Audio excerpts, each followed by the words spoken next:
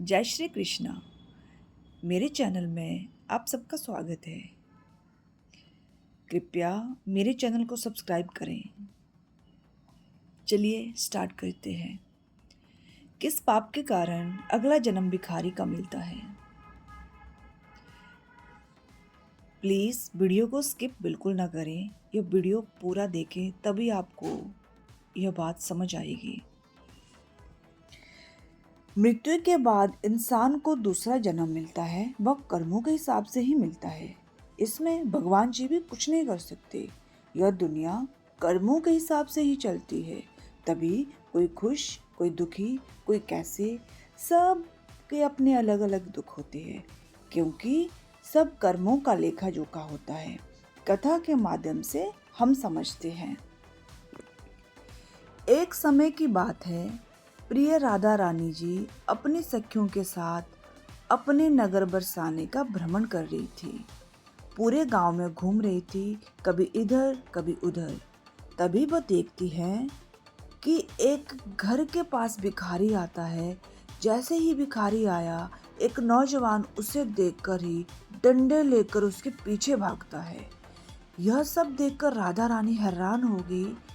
उन्होंने अपनी सखियों से कहा कि तुम घर चली जाओ, मुझे कान्हा जी से मिलने जाना है।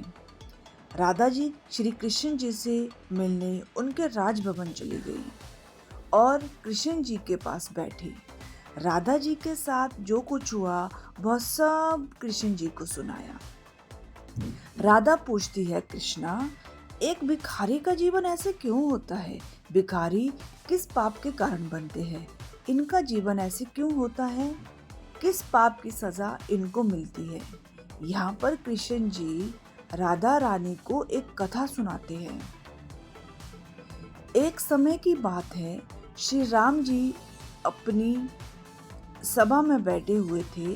तभी एक भिखारी उनके दरबार में आता है और जोर जोर से रोने लगता है। यह 2-3 दिन से लगातार हो रहा था। श्री राम जी ने दरबारी से रोने का कारण पूछा। द्वारपाल ने कहा, प्रभु, एक भिखारी है जो हर रोज यहाँ आकर जोर जोर से रोने लगता है। श्री राम जी ने कहा, इसको मेरे पास भेजो। द्वारपाल ने भिखारी को अंदर जाने के लिए बोला तो भिखारी ने मना कर दिया कि मैं ऐसी जगह पे कैसे जा सकता हूँ, मैं अच्छी जगह नहीं रहता हूँ। प्रभु को कह दे कृपा करके बाहर आ जाएं। द्वारपाल ने सारी बातें श्री राम जी से कही और प्रभु जी बाहर आ गए और भिखारी से उसके रोने का कारण पूछा। भिखारी ने कहा, प्रभु, मैंने कोई अपराध नहीं किया, फिर भी एक सन्यासी ने मुझे पत्थर से मारा, जिसके कारण मेरा पैर टूट गया। मुझे बहुत पीड़ा हो रही है। यही कारण है कि मैं यहाँ आकर रोता हूँ। फिर आगे क्या होता है? श्री राम जी ने आदेश दिया कि उसे सन्यासी को जल्दी से जल्दी ढूंढ कर लाए जिसने भिखारी की टांग तोड़ी है। सैनिक ने सन्यासी को पकड़ कर लाए और दरबार में पेश किया। श्री राम जी ने सन्यासी से पूछा कि तुमने ऐसा क्यों किया? तभी सन्यासी ने कहा कि हे प्रभु, मैं भिक्षा के लिए रास्ते से जा रहा था, तभी इस भिखारी ने मेरी भिक्षा का अन्न छू लिया था। इसी वजह से मुझे क्रोध आ गया और मैंने इसकी टांग तोड़ दी। श्री राम जी ने सन्यासी को कहा, बस इतनी सी बात? और इतनी सी बात के लिए कोई ऐसे कैसे कर सकता है कि तुम तो ज्ञानी ठहरे, यह एक भिखारी। भिखारी का स्वभाव तो होता ही ऐसे है।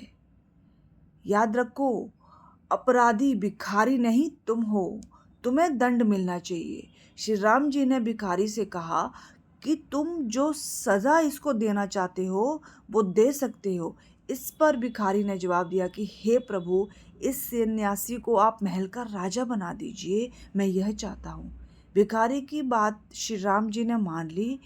एक महल में ले जाकर उसको राजा बना दिया, घोड़े पे बिठाकर और अच्छे कपड़े पहनाकर राजगद्दी पर बिठा दिया।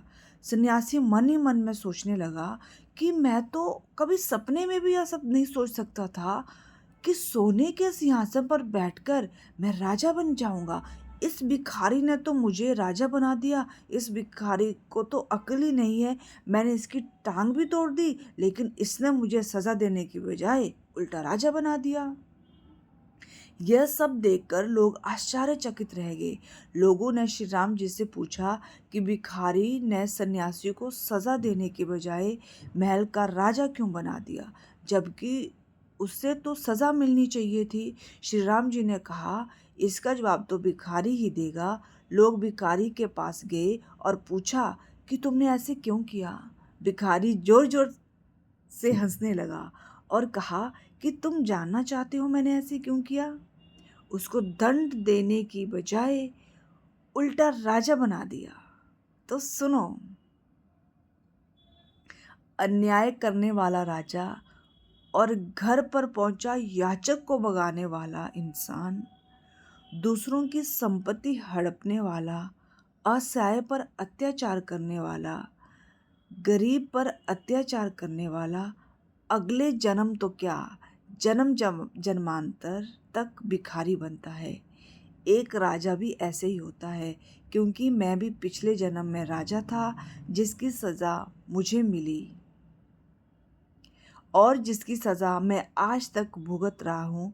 इसलिए मैंने इस सन्यासी को राजा बनाया।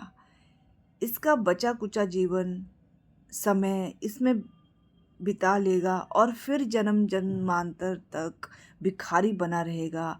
तब इसे पता चलेगा कि भिखारी का जीवन कैसे होता है, कितने कष्ट झेलने पड़ते हैं, आसान नहीं होता है। इसलिए हमें मनुष्य जन्म मिला है अच्छे कार्य करने के लिए। अपना जो जन्म है इसे अच्छे कार्यों में लगाओ और अपने कर्म को अच्छा बनाओ।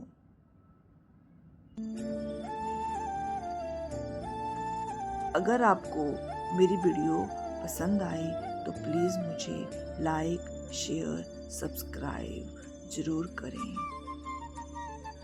धन्यवाद।